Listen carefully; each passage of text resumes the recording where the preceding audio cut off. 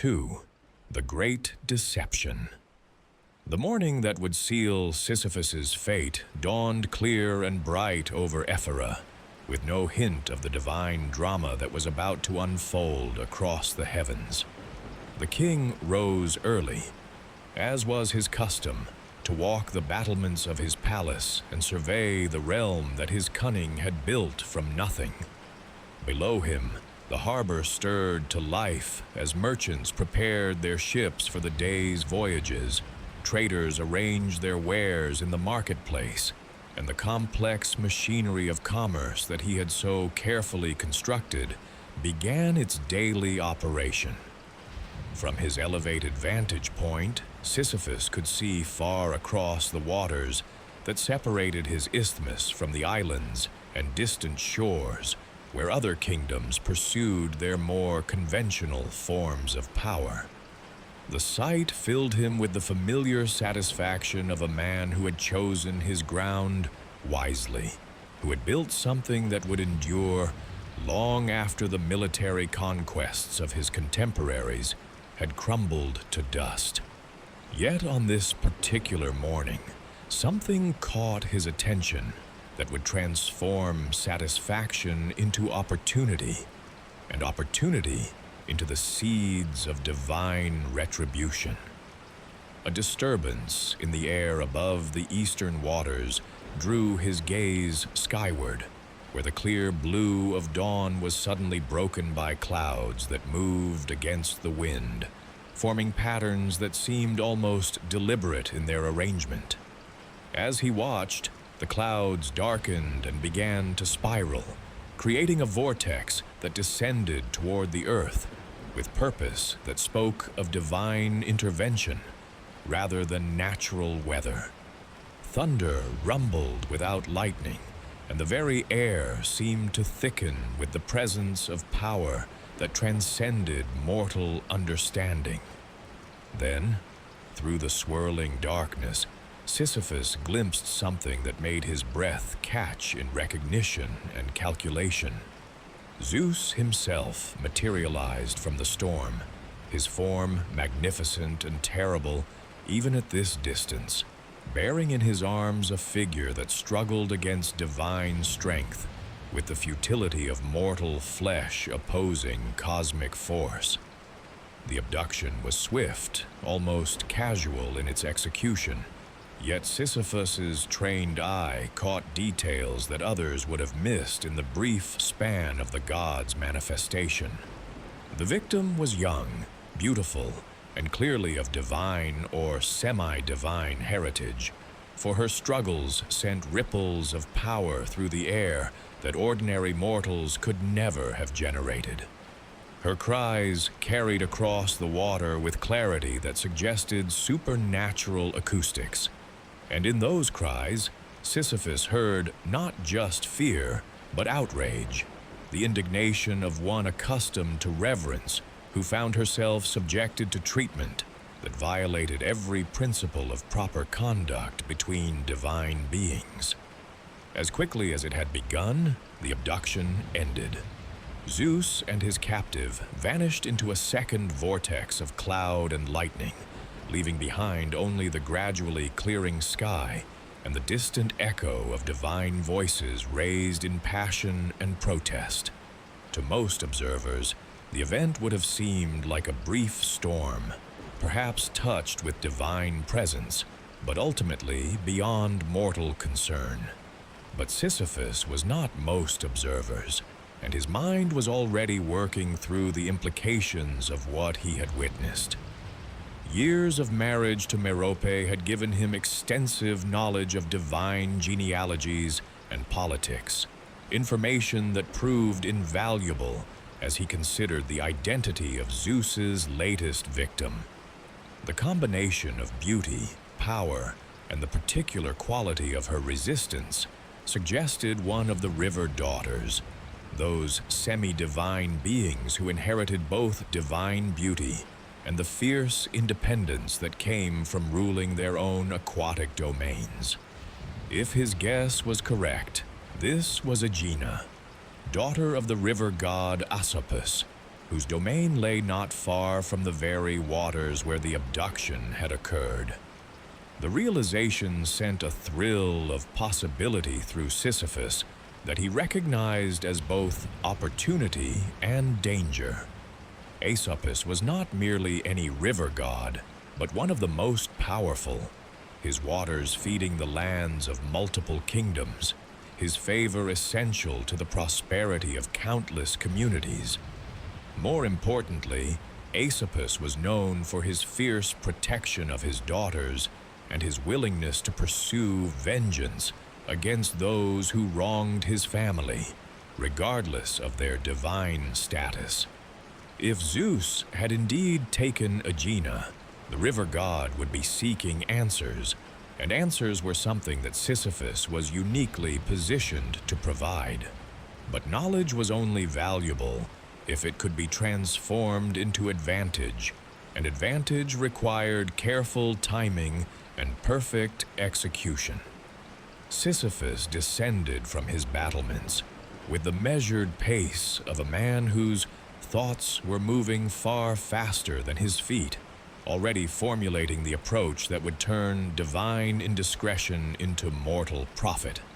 The plan that began to form in his mind was audacious, even by his standards, requiring him to insert himself into a conflict between powers that could crush him without effort if his calculations proved wrong.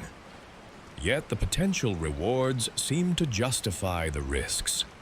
Ephyra had prospered magnificently under his rule, but it still depended upon sources of fresh water that lay beyond his direct control. The streams and springs that fed his city were adequate for current needs, but would prove insufficient if the population continued to grow at its present rate. What he needed was a permanent water source, something that would guarantee his city's prosperity for generations to come, independent of the political arrangements that currently governed access to existing supplies. Sisyphus, in his grief and rage, might be willing to grant such a boon in exchange for information that would allow him to confront his daughter's abductor. The river god's power was vast enough to create new springs, to redirect existing waters, to provide Ephyra with the kind of permanent abundance that would cement its position as the greatest trading center in the Greek world. All that was required was the courage to approach a grieving father and the skill to negotiate with divine wrath. The risks were enormous. Zeus's anger, if discovered, would be terrible beyond description. The king of gods did not tolerate interference in his personal affairs, and mortals who involved themselves in divine politics rarely survived the experience. But Sisyphus had built his entire career on calculated risks, on his ability to see opportunities that others missed, and to execute plans that others would consider impossible. His marriage to Merope had given him insights into divine psychology that few mortals possessed, and his years of studying Olympian politics had taught him that even gods could be predicted and manipulated if one understood their motivations. As the day progressed, Sisyphus made his preparations with the same careful attention to detail that had characterized all his greatest successes. He consulted the ancient texts that described proper protocols for approaching river gods, ensuring that his eventual meeting with Sisyphus would follow forms that would minimize the risk of immediate destruction. He selected gifts appropriate for such an encounter, items that would demonstrate respect without suggesting weakness, offerings that would open negotiations without implying subservience. Most importantly, he spent time refining his approach, considering every possible response that Sisyphus might make and preparing counter-arguments that would guide the conversation toward his desired outcome. The key was to present himself not as a mortal seeking divine favor, but as an ally offering valuable intelligence in exchange for mutual benefit. He would position the water rights not as a tribute demanded by an inferior, but as a fair payment for services rendered, a business transaction between equals, despite the vast difference in their essential natures. By evening, his plans were complete, and Sisyphus set out from Ephyra under cover of darkness, traveling by routes known only to himself, toward the sacred groves where Sisyphus held court among his tributary streams.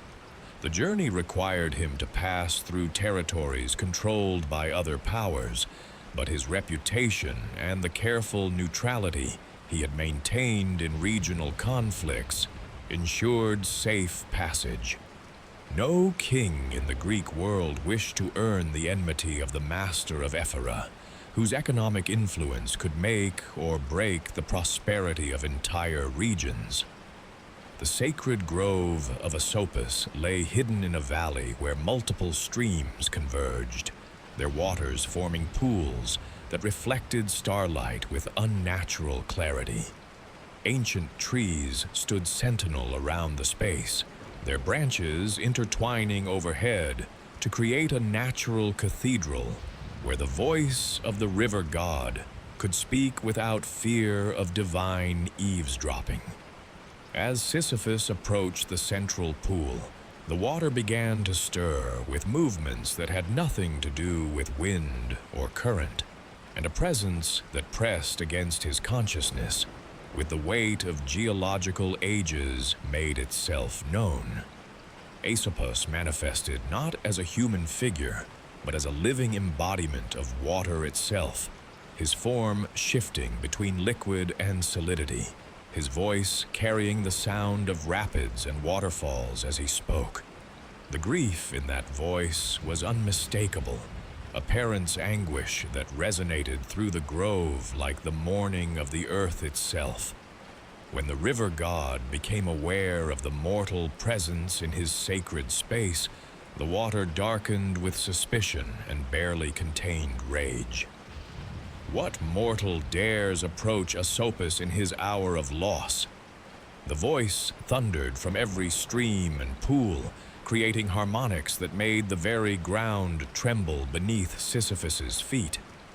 Have you come to mock the grief of a father, or do you seek to profit from the suffering of the innocent? Speak quickly, child of clay, before I wash your presumption into the sea.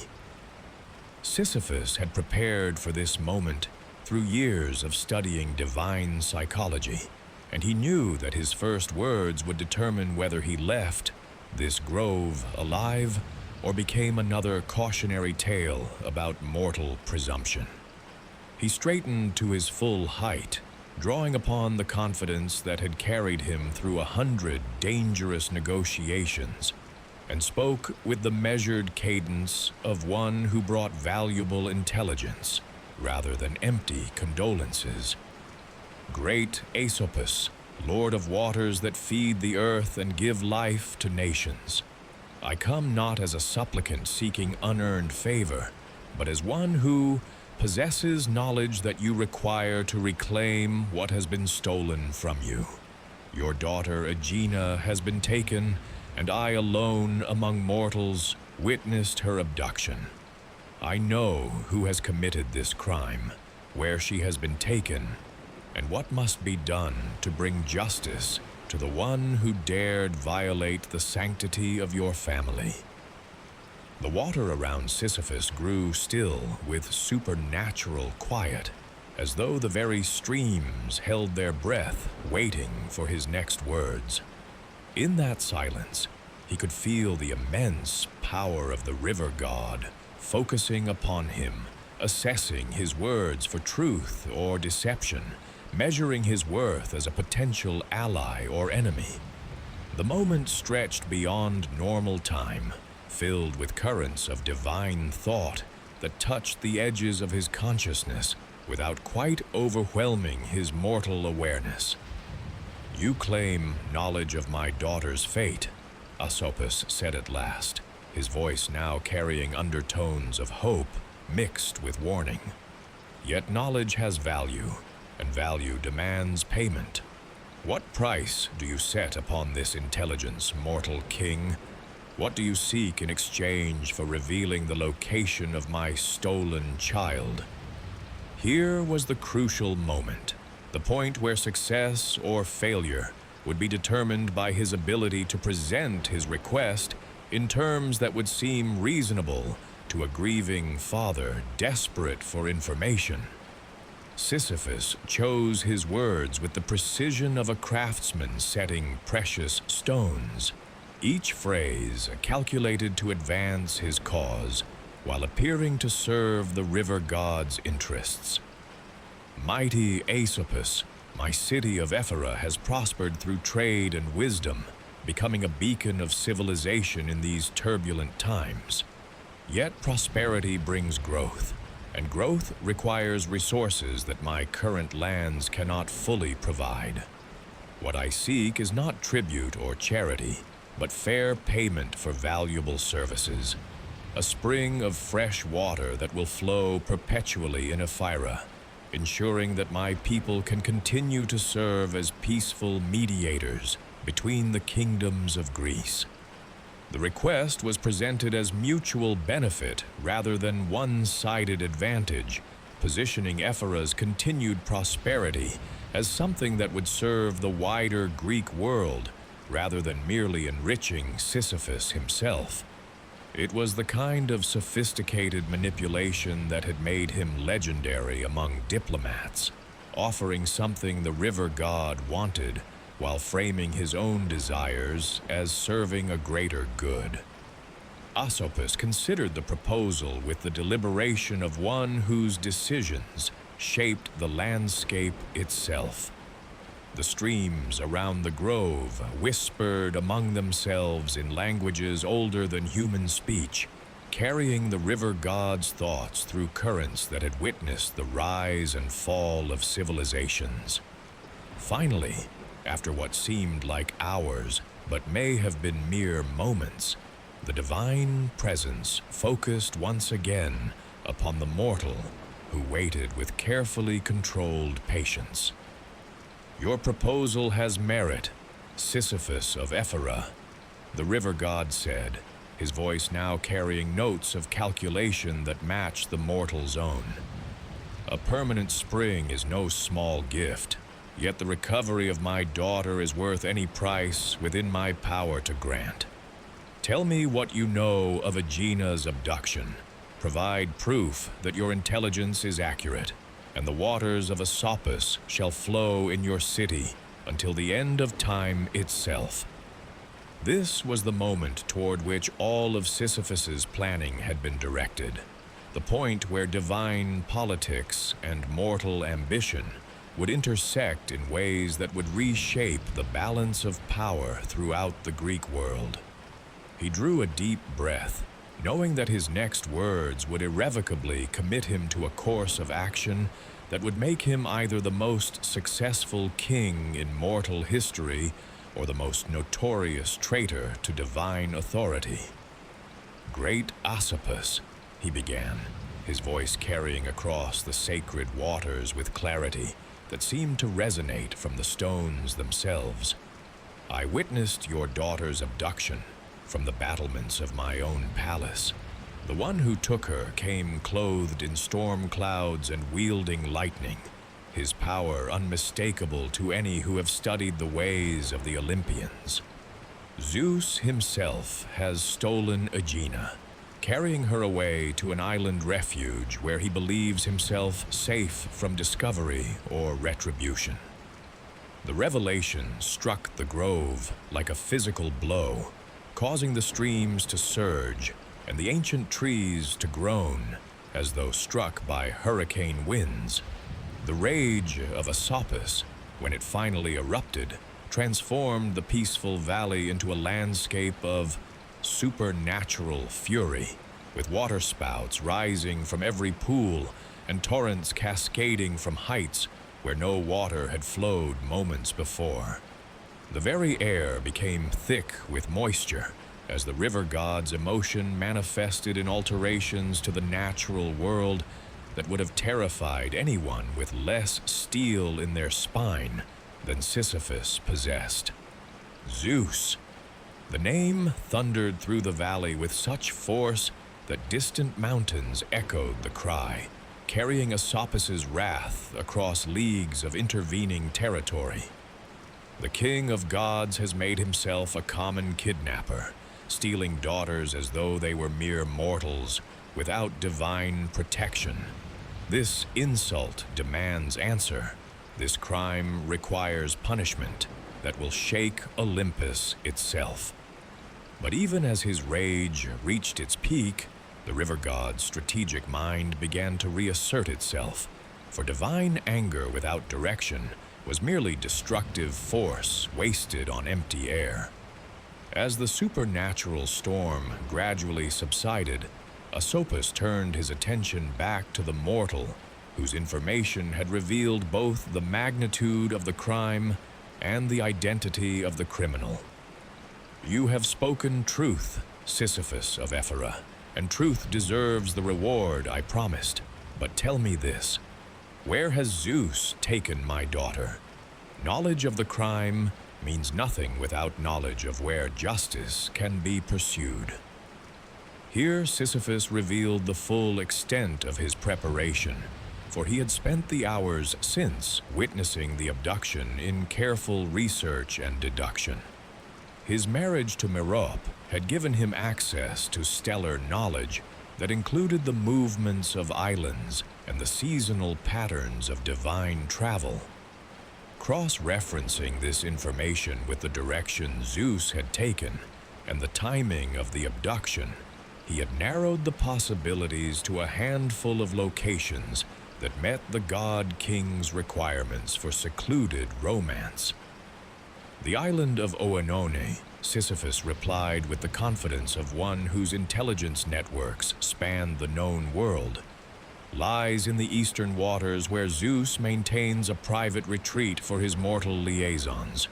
It is there that he has taken Aegina, believing himself protected by distance and divine prerogative from the consequences of his actions.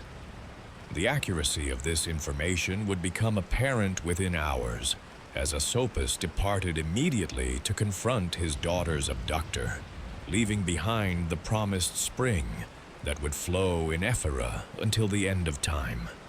The new water source bubbled up from depths that seemed to reach the very foundations of the earth, emerging clear and sweet in the heart of the city, a permanent testament to Sisyphus's ability to turn divine drama into mortal advantage. But as Sisyphus returned to his palace in triumph, enjoying the satisfaction of another successful negotiation, he remained unaware that his actions had already set in motion consequences that would soon transform his greatest success into the foundation of his ultimate downfall. On distant Olympus, Zeus had felt the approach of Sisyphus's wrath and quickly deduced the source of information that had made such pursuit possible.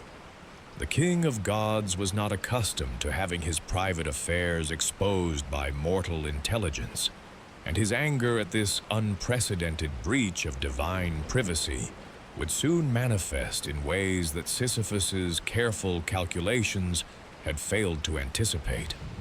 The water that now flowed in Ephyra would indeed run until the end of time, but the man who had secured it would discover that some bargains carried prices that no amount of cleverness could avoid paying. The morning after his meeting with Sisyphus, Sisyphus woke to find his city transformed by the presence of its new water source. Citizens gathered around the spring in wonder and celebration, understanding that this gift would secure their prosperity for generations to come.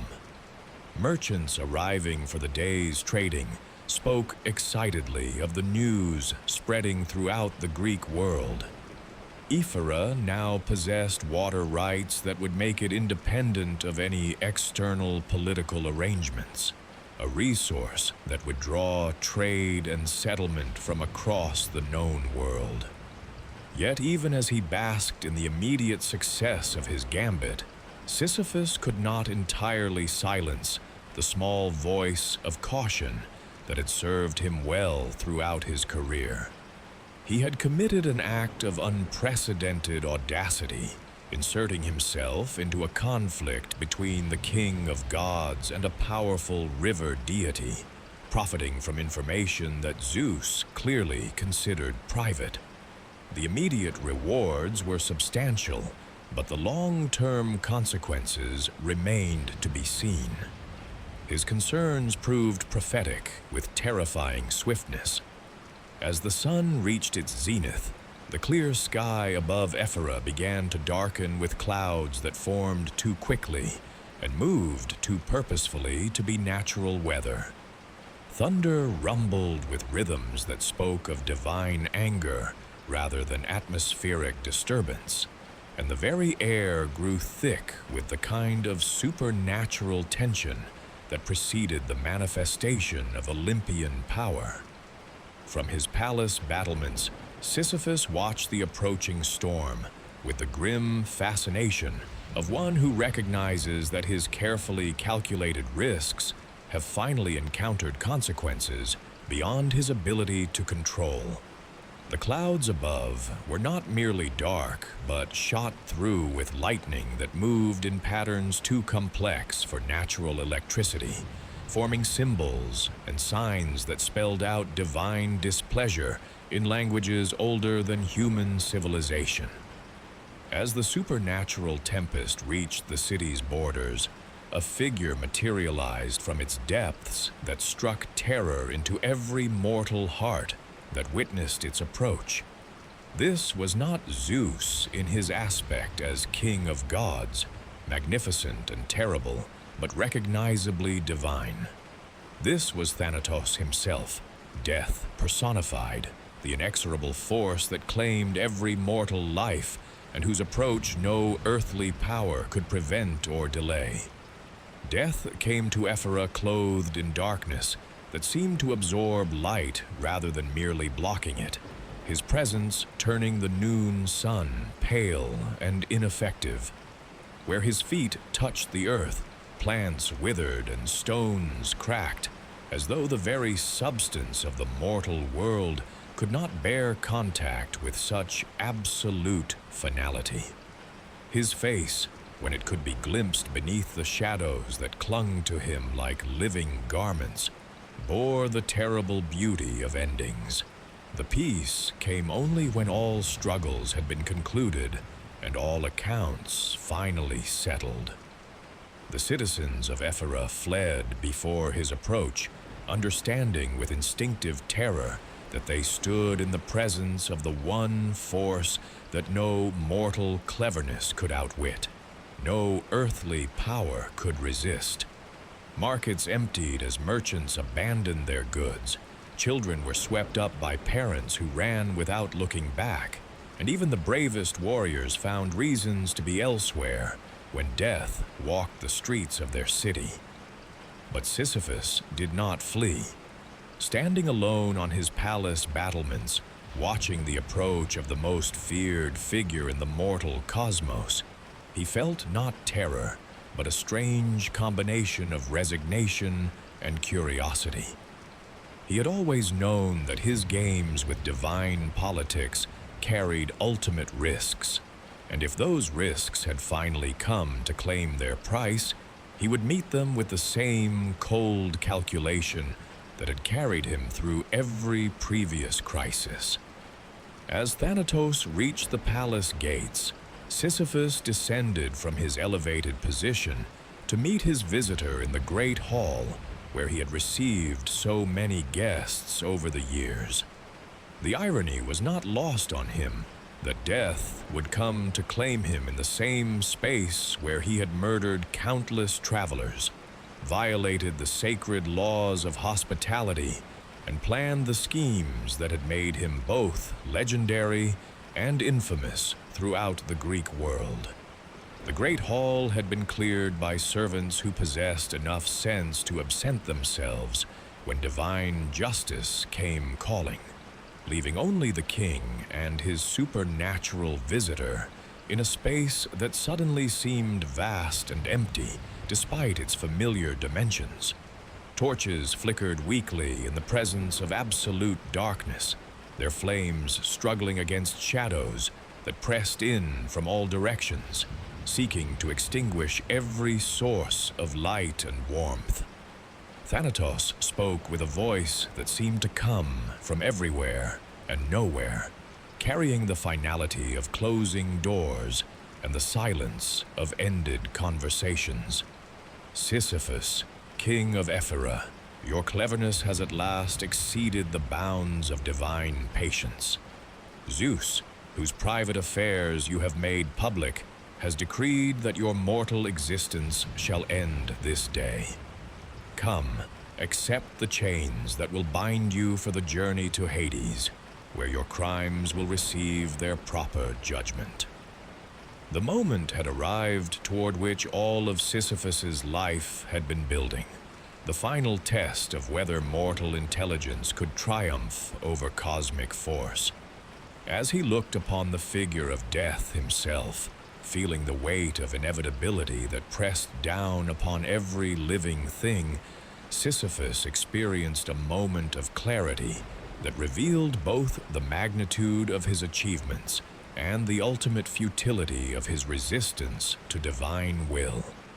Yet even in that moment of supreme crisis, his mind continued to work with the cold precision that had made him legendary. If death had come to claim him, then death was present in his hall, subject to the same laws of physics and magic that governed all manifestations in the mortal world. And if death could be present, then death could potentially be influenced, manipulated, perhaps even defeated by one who possessed sufficient understanding of the forces involved.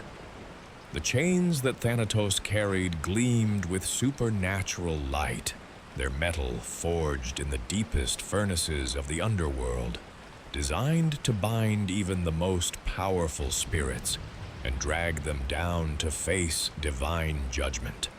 But chains, however supernatural their origin, still functioned according to principles that a clever man might understand and exploit. As Sisyphus looked upon the instruments of his intended captivity, a plan began to form in his mind that was audacious even by his own extraordinary standards. "Mighty Thanatos," he said, his voice carrying the same respectful tone he had used when addressing Asopus. "I do not dispute Zeus's right to claim my life, nor do I question your authority to carry out his will. Yet before I submit to these bonds, might I ask a favor born of curiosity rather than resistance? These chains are clearly artifacts of divine craftsmanship, and I confess myself fascinated by their construction. Would you honor a condemned man's final request by demonstrating how they function?" The request seemed innocent enough, the natural curiosity of a man known throughout the Greek world for his interest in understanding how things worked. Death himself, secure in his power, and perhaps even slightly amused by the mortal's scholarly interest, saw no harm in satisfying such a harmless request. After all, what threat could a mere king pose to the personification of universal mortality? "Very well," Thanatos replied, his voice carrying the patience of one who had all eternity to complete his tasks. "These chains are wrought from metals that exist only in the underworld, tempered in fires that burn without consuming, designed to hold even the mightiest spirits until they accept their fate. Observe how they close around the wrists of their victim, forming bonds that no earthly force can break." As Death reached forward to demonstrate the mechanism that would seal Sisyphus's fate, the king of Ephyra moved with speed that surprised even himself, his hands grasping the supernatural chains at the precise moment when they were most vulnerable to misdirection. The motion was complex, requiring split-second timing and understanding of mechanical principles that few mortals could have grasped. But Sisyphus had spent years studying the behavior of complex systems under stress. The result was a reversal that stunned both participants in the encounter. Instead of closing around Sisyphus's wrists, the divine chains snapped shut around those of Thanatos himself, their supernatural mechanism, triggered by the very demonstration that was meant to show their power. Death found himself bound by the instruments of his own authority, trapped by chains that had never been designed to hold their wielder.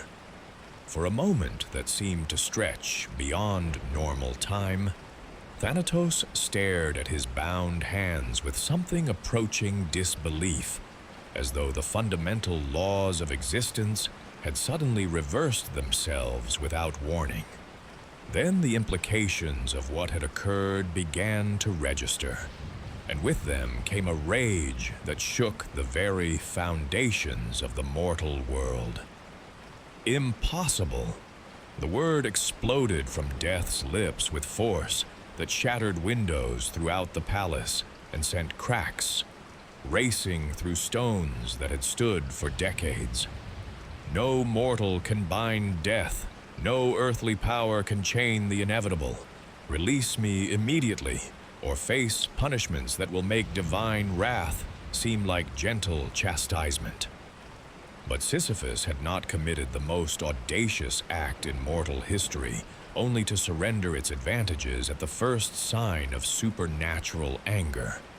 Moving quickly, he secured the chains to iron rings set deep in the palace foundations, bonds that had been designed to hold prisoners, but now served to restrain the most powerful force in the cosmos. Only when Death was securely fastened did he step back to consider the full implications of what he had accomplished. "Forgive me, mighty Thanatos," he said with mock courtesy that barely concealed his triumphant satisfaction. "But I find myself reluctant to embrace an ending to my story when so many interesting chapters remain to be written. Perhaps you would be so kind as to remain my guest while I consider how best to resolve this situation to everyone's satisfaction." The binding of death sent ripples through the fabric of reality that were felt immediately across the mortal world. In battlefields where armies clashed with deadly intent, soldiers found themselves unable to die, despite wounds that should have been instantly fatal. Plague victims lingered in suffering that stretched beyond endurance, their bodies unable to find the release that death had always provided. Elderly citizens who had prayed for peaceful endings discovered that age no longer led to its natural conclusion, creating a world where the normal cycles of existence had been suspended by one man's desperate cleverness. As news of the world's transformation spread, reaching first the neighboring kingdoms and then expanding across the known world, the implications of Sisyphus's action became clear to divine and mortal observers alike. He had not merely delayed his own death, but fundamentally altered the operation of cosmic law, creating a situation that threatened the stability of existence itself. On Olympus, the gods gathered an emergency council to address a crisis unlike any they had previously faced. Zeus's anger at his private affairs being exposed now seemed trivial compared to the threat posed by a mortal who had actually succeeded in capturing death itself. If Thanatos remained bound, the natural order would collapse, creating chaos that could destroy the carefully maintained balance between divine and mortal realms. Yet even as divine anger mounted toward levels that threatened to tear the sky apart, there remained the problem of how to address a situation that defied all precedent. No mortal had ever accomplished anything comparable to binding death, and the usual methods of divine retribution seemed inadequate to deal with consequences of such magnitude. The answer came from an unexpected source: Ares, god of war, whose domain had been most immediately affected by the cessation of death in battle. If warriors could not die, then war lost its meaning. Conflict became mere exercise, and the very essence of martial honor was corrupted by the absence of ultimate consequence. The war god's rage at this perversion of his sphere provided the motivation needed to take direct action against the mortal who had dared disrupt cosmic order. Ares descended to Earth with none of Zeus's subtlety or Thanatos' inevitability, but with raw divine fury that brooked no resistance and acknowledged no clever schemes. He manifested in Ephyra as a force of pure destruction, his presence turning the air itself into something that burned mortal lungs and made the ground tremble beneath feet that could no longer find secure purchase. The god of war wasted no time on conversation or negotiation. With strength that could shatter mountains and speed that outpaced thought itself, he broke into the palace where Sisyphus held death captive, shattered the chains that bound Thanatos with contemptuous ease, and seized the mortal king before any escape could be attempted. "Your cleverness ends here, fool," Ares declared, his voice carrying the sound of armies in battle and cities burning under siege. "Death shall have his due, and you shall learn that some forces cannot be cheated, regardless of mortal ingenuity." The liberation of Thanatos restored the natural order with dramatic swiftness. Across the world, those who had been suspended between life and death found release. The wounded died with their proper dignity, and the elderly passed peacefully into whatever realms awaited beyond mortal existence. The cosmic balance reasserted itself as death resumed his eternal duties, though not without casting looks of deep resentment toward the mortal who had subjected him to unprecedented humiliation. As Ares prepared to deliver Sisyphus to his long-delayed fate, dragging the king of Ephyra toward the gates of Hades, where proper judgment awaited, it seemed that the most audacious gambit in mortal history had finally reached its inevitable conclusion.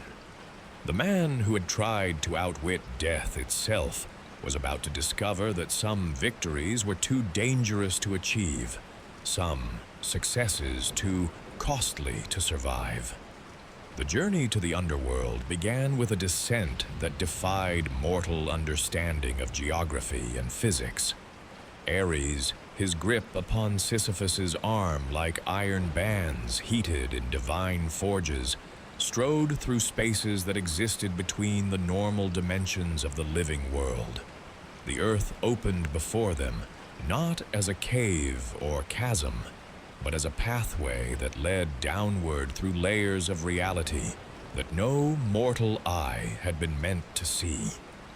The first boundary they crossed was that between day and night eternal. Above them, the familiar sky of the mortal world faded into memory, replaced by a dome of darkness shot through with lights that were not stars, but the distant gleams of divine powers pursuing their eternal tasks. The air grew thick and still, carrying scents of earth and time and endings that spoke of realms where the normal cycles of existence held no sway. As they descended deeper, the very substance of the world around them began to change. Stone became something more than stone, imbued with the weight of countless ages and the pressure of divine authority.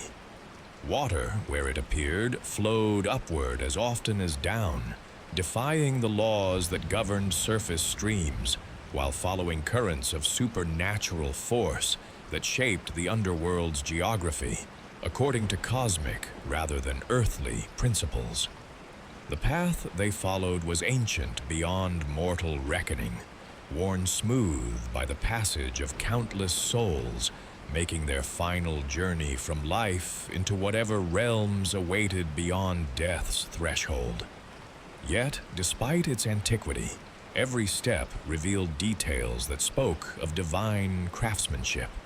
Stones fitted together with precision that exceeded mortal architecture, passages carved with symbols that seemed to shift and change when observed directly, chambers that opened into vistas that should have been impossible given the confines of underground space. Sisyphus, despite the circumstances of his journey, found himself studying these marvels with the same analytical attention he had applied to every other challenge throughout his life. Even facing divine judgment, even bound by Ares's inescapable grip, his mind continued to catalog information, seeking patterns and possibilities that might yet serve his purposes. The underworld was clearly not simply a place, but a system, governed by rules that could potentially be understood and therefore manipulated by one clever enough to discern their operation.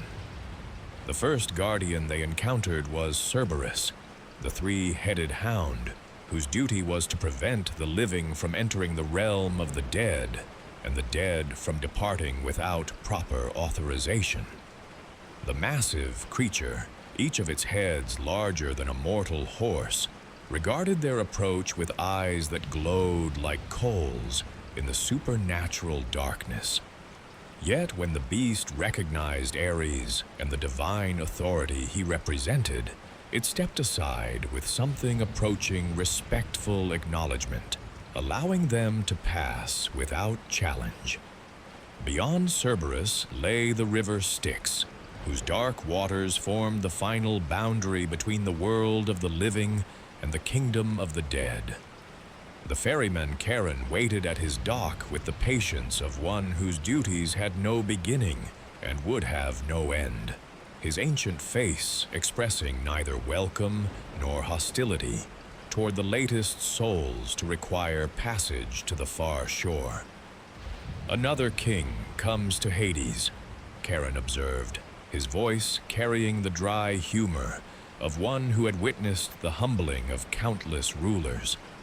They always arrive with such confidence, such certainty, that their earthly achievements will count for something in the realm where all accounts are finally settled. Tell me, Ares, does this one believe himself different from the others? The war god's laughter rumbled like distant thunder across the dark waters. This one bound death itself, ferryman. If any mortal might prove different, it would be Sisyphus of Ephyra. Yet difference and success are not the same thing, as he shall soon discover. The crossing of Styx was accomplished in silence, the boat moving through waters that reflected no light and created no wake, propelled by forces that had nothing to do with current or wind. As they traveled, Sisyphus observed the geography of Hades unfolding around them. Vast plains, where the spirits of the ordinary dead wandered in endless twilight, mountains that rose toward ceilings of living rock, rivers that flowed through landscapes of shadow and memory. The palace of Hades rose before them, like a mountain carved from obsidian and night, its towers reaching toward heights that disappeared into supernatural darkness, its walls reflecting the dim light of the underworld in patterns that seemed to shift and change with each viewing. This was the seat of power in the realm of the dead, the court where final judgments were rendered, and eternal fates decided by authorities whose wisdom exceeded mortal comprehension. As they approached the great gates of the palace, Sisyphus felt the weight of countless ages pressing down upon his consciousness. This was where his journey from ambitious prince to legendary king to divine prisoner would reach its conclusion, where the cleverness that had served him so well in the mortal world would face its ultimate test against powers that had governed existence since the dawn of time. The gates opened at their approach, revealing the throne room of Hades in all its terrible majesty. The chamber was vast beyond mortal architecture, its ceiling lost in darkness that seemed to absorb rather than merely reflect the light of torches that burned with flames of blue and silver. The throne itself was carved from a single block of some mineral that existed nowhere in the upper world, dark as midnight, yet shot through with veins of luminescence that pulsed with the rhythm of cosmic heartbeats.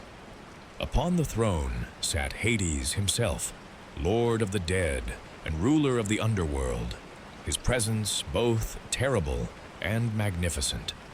Beside him stood Persephone, queen of the dead, her beauty unmarked by the darkness that surrounded her, her eyes holding depths that spoke of wisdom, earned through suffering and authority, accepted through sacrifice. These were the powers before whom Sisyphus would soon stand trial, the judges who would determine whether his crimes merited special punishment or merely the common fate of ordinary shades. Ares brought his prisoner forward with the satisfaction of one who had successfully completed a difficult task, presenting Sisyphus to the rulers of the underworld like a general displaying captured enemy standards to his sovereign. The war god's voice echoed through the vast chamber as he made his report to those whose authority exceeded even his own. Great Hades, Queen Persephone, I present to you Sisyphus of Ephyra, who dared bind death itself and disrupt the natural order of existence. Zeus has decreed that this mortal's crimes merit judgment in your court, and I have brought him here to face whatever punishment divine justice deems appropriate. As Ares spoke, Sisyphus felt the full weight of divine attention settling upon him like a physical force. The eyes of Hades measured him with the dispassion of one who had seen every form of mortal folly, while Persephone's gaze seemed to pierce through to the depths of his soul, reading there the full catalog of his achievements and crimes. For the first time since his capture, Sisyphus experienced something approaching genuine fear, not of death, but of judgment, by powers whose understanding exceeded his ability to predict or manipulate. Yet even in that moment of supreme crisis, even as he stood before the throne of ultimate authority in the realm of the dead, his mind continued to work with the relentless precision that had defined his entire existence. He had lost this battle, but the war between mortal cleverness and cosmic authority was not yet over. Deep in the chambers of his scheming heart, new plans were already beginning to form, strategies that would require him to embrace death in order to transcend it, to accept defeat as the foundation of ultimate victory. The king of Ephyra had learned that death could be bound, that the gods themselves were subject to manipulation by those clever enough to understand their weaknesses. Soon, very soon, he would discover just how much that knowledge was worth when applied with the desperate ingenuity of a man who had nothing left to lose but everything still to gain.